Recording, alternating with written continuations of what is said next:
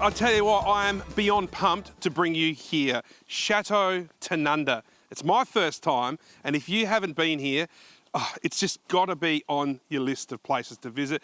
As I stand here, I can hear kookaburras, I can see some galahs up there trying to make a nest. Like, have a look at that. But most importantly, when you come here, it's about the wine. The place behind me is like the home of wine in the Barossa Valley. Inside that building, you'll find 2,500 barrels of wine.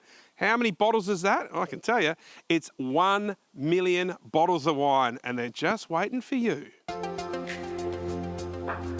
The fella that owns this place is a passionate South Aussie called John. Hey, have a listen to how he came to actually buy this place. I was riding a bicycle on that road over there, Bethany Road, 22 years ago, and I looked through and I saw this incredible building, and I saw this vision spectacular.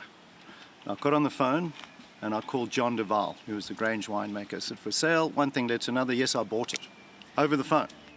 John is serious about his wine, and I mean like really serious. You might think a massive place like this would also house like a restaurant or a cafe, but that's not the case.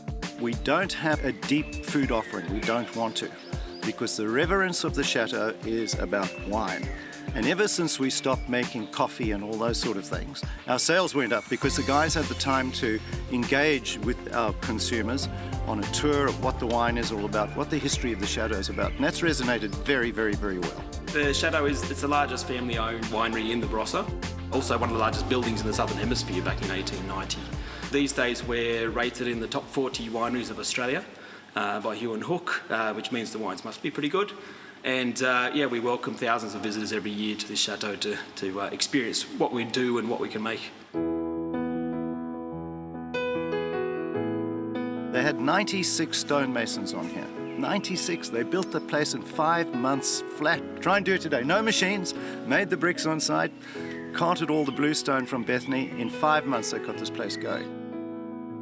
There's so much to do at Chateau Tanunda aside from just the wines.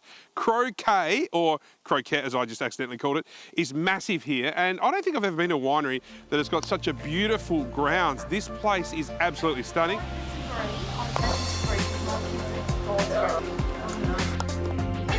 It's John's 60th birthday, so I thought I'd take him down to Chateau Tanunda, and we have done the light wine flight, which was very nice. Finishing up their beautiful Shiraz and coming out and playing a game of croquet.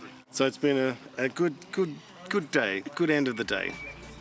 This place is perfect for wine lovers. We've got a real chateau, so when people come in here, you're going to walk into the middle of a cellar door. There's barrels with maturing Shiraz in the background.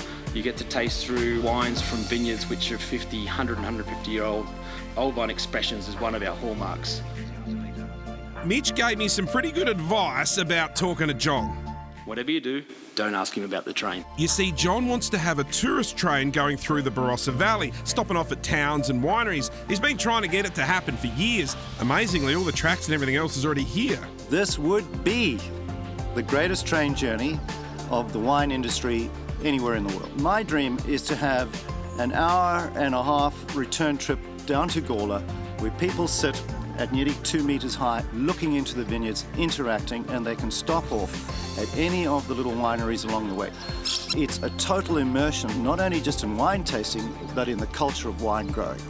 Chateau Tanunda is exceptional. I could stay here for hours and hours just absorbing the history, the atmosphere, and of course the wines. Trust me, you got to come here, and it's under an hour from the CBD. Perfect venue for functions, big events, or just a day out. South Aussie with Causey.